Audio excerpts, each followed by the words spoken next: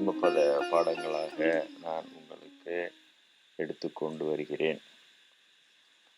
அன்பு, கருணை, இரக்கம் இவை எல்லா சமயங்களுமே உபதேசிக்கின்ற உயர்ந்த கடப்பாடுகள். இவைகளை கடைபிடித்தால் மாத்திரமே தான் எந்த சமயத்திலுமே ஆன்மீக நிலையிலே முன்னேற முடியும். மற்றவை எல்லாமே சமய சடங்கு கலாட்டாக்கள். இது எல்லாமே சடங்கு கலாட்டாக்கள், ரிச்சுவல் சண்டைகள். ஆனால் அதில் போய் மாட்டிக்கொள்கிறவர்கள் தான் சமய சண்டைகளிலே இறங்கி, கோதாவில் இறங்கி ஒருவருக்கொருவர் சண்டை போட்டுக் கொள்கிறார்கள். அதிலே சில நன்மைகளும் இருக்கலாம், சில கெடுதிகளும் இருக்கலாம். ஆனால் பெரிய அளவில் ஆன்மீக முன்னேற்றம் என்பது அதன் மூலமாக வருவதாக எனக்கு தெரியவில்லை. அந்த சமயம் அதன் கோட்பாடுகள் அழிந்து விடாமல் அவர்களை காப்பாற்றி கொண்டு வருகிற ஒரு போராட்டம் என்பதும் அதற்கு துணையாகத்தான் இருக்கிறது. ஆனால் அது மாத்திரமே போதாது. சமயத்தின் நோக்கமான ஆன்மீக முன்னேற்றம் என்பது புத்தர் பெருமானை எடுத்துக்கொண்டால், மகாவீரரை எடுத்துக்கொண்டால் நிர்வாணம், பரிநிர்வாணம் இவைகளுக்கு விடுதலை பேரு. சைவம் என்றால் கைலாய பதவி, வைகுந்தம் பெருமாளுக்கு என்று இப்படி சென்று கொண்டு இருக்கும். இதனால் இந்த நிலைகளை எட்டி பிடித்து செல்லுகிறவர்களுக்கு எப்பொழுதுமே அந்த உள்ளத்தை பக்குவப்படுத்தி கொள்ளுகின்ற பாடங்கள் தான் நேரடியாக உபயோகமாக இருக்கும். அதன் பாடங்கள் தான் புத்தர் பெருமான் எனக்கு இங்கு அந்த நிர்வாண நாடு என்கின்ற அழியா பதத்திலிருந்து எனக்கு உபதேசித்த உபதேசம். அன்பு காட்டி வெல்வாய், கருணை காட்டி வெல்வாய், இரக்கம் காட்டி வெல்வாய். வெல்வாய் என்று சொன்னார், வெற்றி பெறுவாய், வெல்லு என்று சொல்லுகிறார். ஆனால் இவை பார்ப்பதற்கு ஒரு ஏதோ அன்பு காட்டினா நம்ம தோத்து போயிடணும் அப்படின்னா, கருணை இறக்கலாம் நம்மளை தோக்கடிச்சிடும் அப்படி இல்லை. உலகியல்ல அந்த தோல்விகளை அவர்கள் உள்வாங்கிக் கொள்கிறார்கள், அவைகளை பொறுத்து கொள்கிறார்கள். உலகியல் தோல்விகள் தான் அவை. ஆனால் ஆன்மீகத்தில் வெற்றி என்பது இவைகள் மூலமாக எட்டப்படுகின்ற விஷயங்கள் தான். சென்ற வார பாடத்திலே நான் சொன்ன பாடத்திலே இந்த ஒன்றை மறந்து வீட்டின் பூமியை போன்று பொறுமையுடையவனும் என்று சொல்லியிருக்கிறார். வீட்டின் நிலையை போன்ற உறுதியுடையவனும், தெளிந்த சேரில்லாத நீரை போன்ற தெளிந்த உள்ளமுடையவனும் தூய்மையுடையவனும் தான் பிறப்பிறப்பிற்கு பிறப்பு இறப்பை வெல்லுவதற்கு தகுதியுடையவன் என்று சொல்லுகிறார். அதில் நான் சொல்லும் பொழுது அந்த முதல் பூமியை போன்று பொறுமையுடையவன் என்பது அது மறந்து விட்டது. அதனால் அது இப்பொழுது அதை சொல்லுகிறேன். இன்றைய பாடத்திலே அவர் என்ன சொல்லுகிறார் என்றால், உண்மையான ஞானத்தின் மூலம் விடுதலை அடைந்தவனுடைய சொல் சாந்தியாய் இருக்கும், மனம் சாந்தியாய் இருக்கும், செயல் சாந்தியாய் இருக்கும் என்று சொல்லுகிறார். அந்த சொல், செயல், மனம், இதில் அந்த மனம் என்பது முதலிலே எடுத்துக்கொள்ளுகிற விஷயம். எல்லோருமே மனதைத்தான் எடுத்துக்கொள்ள. சித்தர்கள் கூட மனம் அது செம்மையானால் மந்திரம் சபிக்க வேண்டாம், அதெல்லாம் மந்திரம்லாம் நீ சொல்ல வேண்டிய அவசியம் கிடையாது, மனச்செம்மை என்று அதைத்தான் அவர்கள் முன்னிலைப்படுத்துகிறார்கள். மனம் அது செம்மையானால் மந்திரம் செம்மையாகும் என்று. உள்ளத்து அணையது உயர்வு என்கிறார் திருவள்ளுவர். வெள்ளத்தணையது மலர் நீட்ட மந்திரம் உள்ளத்து அணையது தான் உயர்வு என்று சொல்கிறார். இயேசுபிரானுடைய பாடங்களும் அகம்புறம் என்று இரண்டை கொடுத்தானே, இந்த ஆர்த்தடாக்ஸ் ஜூஸ் என்று தங்களை தாளே சொல்லிக்கொண்ட பிராமணர்கள் அவர்களை பார்த்து கேட்கிறார், அந்த புற சுத்தத்தை மட்டும் சுத்தபத்தம் என்று வைத்துக்கொண்டு அகத்திலே பொல்லாங்கு நிறைந்து இருக்கிறீர்களே என்று அவரும் கேட்கிறார். இப்பொழுதும் பார்க்கிறோம் அந்த பிராமண தீமை என்பது எவ்வளோ ஆழமானது. அது வெளிப்படையாக ரவுடிஸ் எல்லாம் செய்யாமல் அந்த உண்மையாளர்களை பொல்லாங்கு வைத்து குறி வைத்து கரங்கரன் பார்த்துன்னு இருந்து அவர்களை கொலை செய்து விடுகிற அளவுக்கு அது கொடியது என்பதை இன்றும் பார்த்து கொண்டு வருகிறோம். இயேசு காலத்திலும் இயேசுவை கொலை செய்தது, அங்கிருந்து சமண பௌத்தத்திலே நுழைந்து அப்பறை கொடுமைப்படுத்தி கடலில் கட்டி கடலில் போய் சேர்ந்து, சமீப காலமாக காந்தியை சுட்டு தள்ளினது நன்றி கேட்டத்தனமாக, இது எல்லாமே இருக்கிறாரு தான் அவர் அப்போவே சொன்னார். 2000 ஆண்டுகளாக எந்த ஒரு பிராமண குருமாருமே அந்த தன்னுடைய பிராமண சமுதாயத்தை பார்த்து இப்படிலாம் இருக்கிறது, இப்படி செய்யக்கூடாது, இப்படி இருக்கக்கூடாது, இது தவறு என்று சொல்லவே இல்லை. அதுதான் அவர்களுடைய பலகீனம். அந்த ஒற்றுமைன்ற பேர்ல நம்ம ஆளை விட்டு கொடுக்கூடாதுன்ற பேர்ல அப்படியே கட்டங்கட்டி அப்படியே தூக்கின்னு வர்றது. அப்புறம் அதுக்கு தோதா சாஸ்திரத்தில் எழுதி வச்சுக்கிறது, பிராமணன் எவ்வளோ கேவலமான விஷயம் செஞ்சாலும் உனக்கு பாவம் தராதுன்னு எழுதி வச்சு ரெஃபரன்ஸுக்கு அதை காட்டி பண்ணுற என்னென்னமோ பண்ணிடுறாங்க.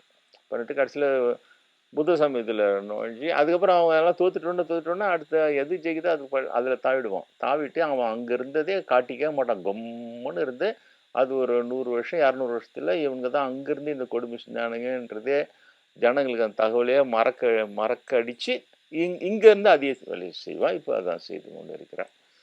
அப்போது நீ இவர்களை எப்படி பின்பற்றுவா? இவர்கள் ரிச்சுவலிஸ்ட், அவ்வளோதான். சடங்கு செய்து வைத்து மக்களிடம் பணம் சம்பாதித்து கொண்டு வாழ்கிறவர்கள், இவ்வளவுதான்.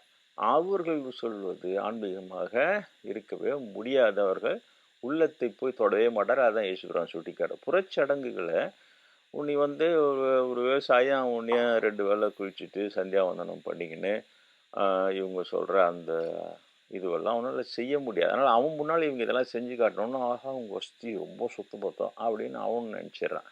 ஆனால் கடைசியில் பார்த்தா கடவுளின் பார்வையில் யார் தேறுகிறார்கள்னு பார்த்தா இந்த விவசாயி தேறிடுறான். நந்தனார் தேறிடுறாரு. அந்த பிராமணர் அப்படின்னு சொன்னவர் கடைசி வரைக்கும் சரித்திரத்தில் பழியோட தான் இன்னைக்கு வாழ்ந்துன்னு இருக்கிறார். என்ன செய்வ நீ? புறச்சடங்கு அவங்க செய்யாத ஆச்சாரம் மடி இல்லை, சந்தியாவந்தனம் இல்லை, அப்படியாக்கம் இப்படியாக்கம், குளம் கோத்திரம் ஜாதி பேதி எல்லாம் புறத்திலே. அதனால தான் மனம் என்பதை ஆரம்பிக்கிறார். புத்தர் பெருமானும் அது சொல்கிறார், அந்த மனம் என்பது சாந்தியாக இருக்கும் அப்படின்னு சொல்லிட்டு அதை நிரூபிச்சிருக்கிறாங்க. பெரிய பெரியவங்களாம் புத்தர் போகும்போது பிராமணன்லாம் திட்டுவான், அவர் வேள்வியை கெடுக்க வந்தவர், நாட்டை கெடுக்க வந்தவர் திட்டுவான், காரி துப்புவான். அவங்க இருக்கிற தெரு பக்கம் நடந்து போகிறதுக்கே விட மாட்டான், எல்லாம் இருக்கிறது. ஆனால் அந்த பொறுமை அவ்வளோ அமைதியாக, அவருடைய சீடனாகவே இருந்து துரோகியாக மாறின பாறைகளில் உருட்டி விடுவான் அவன் இவர் மேலே விடுறதுக்கு. அப்போ அதே ஒரே சீராக பொறுமையாக நடந்து போவார். இப்படிலாம் இருக்கு. அந்த மனம், அந்த சாந்த நிலையை தவற விட மாட்டாங்க. அது கண்ணபிரான் கூட கீதையில் அவர் அதை சொல்கிறார். எவ்வளோ பெரிய யுத்தம் முன்னாலும் செய், ஆனால் மனதில் அமைதியை நழுவ விடாதேன், அமைதியின் பொருட்டு போரிடு, இப்படிலாம் இருக்கும். உள்ளத்தை என்னிடம் அர்ப்பணித்து விட்டால் அந்த அமைதியாக இருக்கும். இன்னைக்கு வெறும் கருவியாக இருந்து பொருள் பல உபயோகங்களை சொல்லிக் கொடுக்குற. எல்லாமே பார்த்தீங்கன்னா அந்த மனம் என்பதை சாந்தமாக வைத்துக் கொள்கிற அதைத்தான் சொல்லுகிறேன். அப்போது உண்மையான ஞானத்தின் மூலம் விடுதலை பெற்றவன். அப்போது ஞானம்னு ஒன்று இருக்கிறது. இது பயிற்சி நிலை. மனதை அமைதியாக வச்சுக்கிறது, செயல் அமைதியாக வச்சுக்கிறது, சொல்ல அமைதியாக வச்சுக்கிறது, பயிற்சி செய்து கொண்டே இருக்க வேண்டியது பயிற்சி நிலை. இந்த பயிற்சி நிலையை கடந்து இயல்பு நிலையில் ஞானம் என்பது ஒன்று தனியாகவே இருக்கிறது. ஞானம் என்பது தனியாக இருக்கு. அப்போ அந்த ஞானம் வந்த பிறகு அதுதான் உண்மையாலே விடுதலை. என்னன்னா ஞானம் வந்தவங்களுக்கு மட்டும்தான் தெரியும். ஞானம் வராத கும்பல் அதிகமாக இருக்கும்போது அதுக்கு முன்னால் பிராமணர்களோ அல்லது வேறு குருமார்கள் என்று சொல்லி கொள்கிறவர்களோ அவங்களுக்கு ஞானமே வந்திருக்காது. ஆனால் அவனுக்கும் ஞானம்னு ஒன்று இருக்குது, வரணும்னு தெரியாது. இவனுக்கும் ஞானம்னு ஒன்று இருக்குதுன்னு தெரியாது. அவங்க அது புறத்தில் அமைதியாக நடந்து போய் மெதுவாக பேசி எல்லாம் பண்ணோடனே அதுலேயே கூட ஏமாந்து போகிற விஷயங்கள். ஏமாத்தினோடனே சில பேர் ஏமாற்ற மாட்டான், ஆனால் அவங்களுக்கே தெரியாது.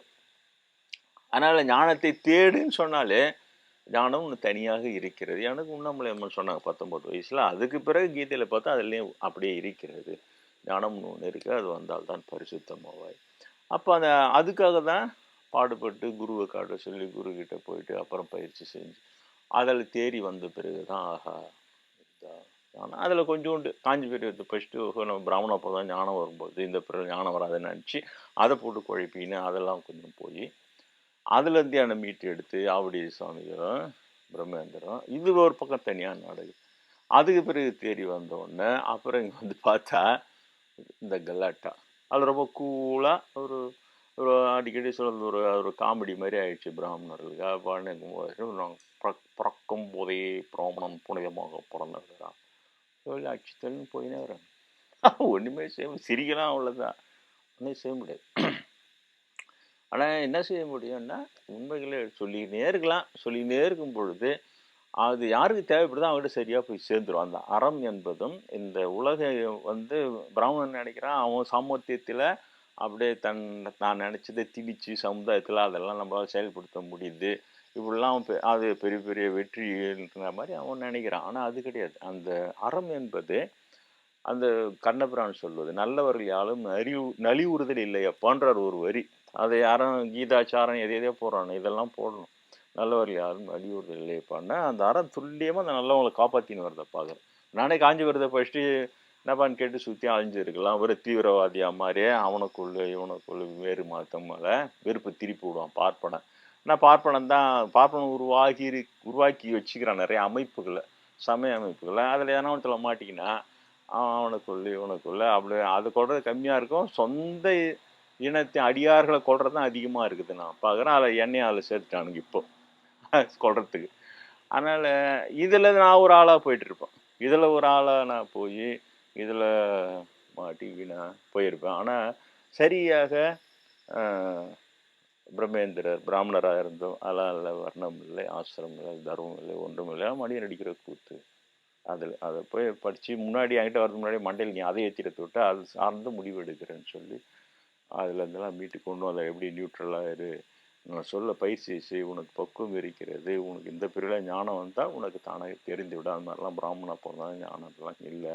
இப்போ கண்ணபிரான் இவ்வளோ பெரிய ஞான நூல் எழுதுகிற கண்ணபிரான் நான் பிராமன்றதை மறந்து போகுது. இவங்களுடைய அந்த பிரச்சார யுக்தி வெறிப்பூச்சித்தனமாக இவங்க இருக்க தொட்டு நம்ம உண்ணாமலையமாக உனக்கு ஞானம் வரும் சொன்னது மறந்து போயிடுது. அப்புறம் கீதையில் படித்த கண்ணபிரான் அவரு நான் பிராமின்னு ஞானத்தின் பொருட்டு பாடுபடுன்னு அர்ஜுனன் நான் பிராமினுக்கு சொல்கிறாரு. எல்லாமே மறந்து போயிடுது. ஏன்னா இவங்க வைக்கிற அந்த ஆர்குமெண்ட் பார்த்தீங்கன்னா அவ்வளோ ஸ்ட்ராங்காக வச்சு உண்மைகளை மறக்க வச்சிருது. அதனால தான் நான் திரும்ப திரும்ப சொல்லிட்டு வரேன்னா அவ்வளோ ஸ்ட்ராங்காக வச்சுக்கிறானுங்க அவனுங்க. அது பிரம்மேந்திர தான் சொல்லுவார், வலிமையான எண்ணங்கள். அது எண்ணங்களை வலிமைப்படுத்தி வச்சுக்கிறதுக்காக அதை ரிப்பீட்டடாக பண்ணி வலிமையாக வச்சுக்கிறாங்க. அப்போ அது நடுவில் உடைச்சி போய் இப்போ எண்ணெய் மீட்டு எடுத்தார். இப்போ நான் என்னது பங்குக்காக தரக்கூடியவர்களுக்கு இந்த பொய்கள் போய் அவங்கள ஊக்கமிழக்க செய்து அவங்கள தோக்க வைக்காமல் அவங்கள தொடர்ந்து செல்லும் முன்னேற ஆன்மீக வெற்றிகளை பெறுன்னு சொல்லுவதற்கு எனது பிரச்சாரம் உபயோகப்படணும். அதற்காக மாத்திரம்தான் நான் சொல்லுகிறேன். அதே போல் அந்த ஏன் வெற்றி பெறணும் அப்படின்னா அந்த ஞானம், உண்மையான ஞானத்தின் மூலம் விடுதலை பேர் ஒன்று இருக்கிறது. விடுதலை பெற்ற பிறகு அதில் இவங்க சொல்கிற அந்த அப்போ தான் கண்ணபிரான் சொன்னது இன்ப துன்பம் வெற்றி தோல்வியெல்லாம் சமநிலையாக இரு. அதை பயிற்சியாக சொல்கிறார் அவர். ஆனால் தானாகவே அந்த நிலையில் தான் இருப்பாங்க. எதனாலும் பாதிக்கப்படாமல் இரு, இன்பத்தினால் துள்ளாதே, துன்பத்தில் தூளாதே. எல்லாம் ரொம்ப பொக்கிஷமான விஷயம் கண்ணபிரான். அவரை போயிட்டு வர்ணாசிரம ஸ்லோகத்தை சொருவி அந்த கீதையினுடைய நோக்கத்தையே வீணாக்கிட்டாங்க. அது வெறும் ஜாதியை சொல்கிறதுக்காக வந்த மாதிரியும் அது படிக்கிறவனுக்கே மரமண்டே ஆக்கிடுவாங்க. என்னடா இவரே நான் பிராமின், அது யாதவா கேஷ் சூத்ராவில் வருதா என்னன்னு தெரியல. அவங்களுக்கு டிஸ்கஸ் பண்ணும்போது சூத்ரவா தான் டிஸ்கஸ் பண்ணுறாங்க. அதில் ஏன்னா ஒரு நல்ல பிராமின் கூட சொல்கிறான், சூத்ரவா கண்ணன் கிருஷ்ணர் தான் கீதையே சொன்னார், என்னத்துக்கு நம்ம ஜாதி பிராமண ஜாதி ரொம்ப வசதியாக இந்த மாதிரிலாம் பண்ணுறீங்கன்னு கூட கேட்டேன் ஒரு ஃபோரத்தில் பார்த்தேன் நான். அதனால் ஆனால் நம்மளுக்கு மறந்து போயிடும். ஆனால் அந்த ஞான நூல் தெரியணும், அப்புறம் ஞானத்துக்காக பாடுபடணும். இந்த மாதிரி திசை தப்பி போகாம பெரியவான்றதை வெயிட்டாக காட்டிக்கினே வராங்க. வேணுன்னா அவங்க மேலே ஃபெய்த் வந்தோடனே அது சொல்கிறத அப்படியே உள்வாங்கிக்குது மனசு. வாங்கிட்ட உடனே அது ஸ்ட்ராங்காக நான் பிடிச்சிக்குது. அது ரொம்ப கஷ்டம் அதெல்லாம். ஆனால் அது என்ன ஆகிடுதுன்னா இந்த பிரிவிலே நான் பெற்ற ஞானம், அதனால் ஆன விடுதலை பேர், அதனால் எனக்கு கிடைத்திருக்க அந்த மனம் சொல் செயலிகளில் உள்ள சாந்தம், இது எல்லாமே பறி போயிட்டு இருக்கும் அந்த இவங்களுடைய பிராமண பிரச்சாரத்தால்.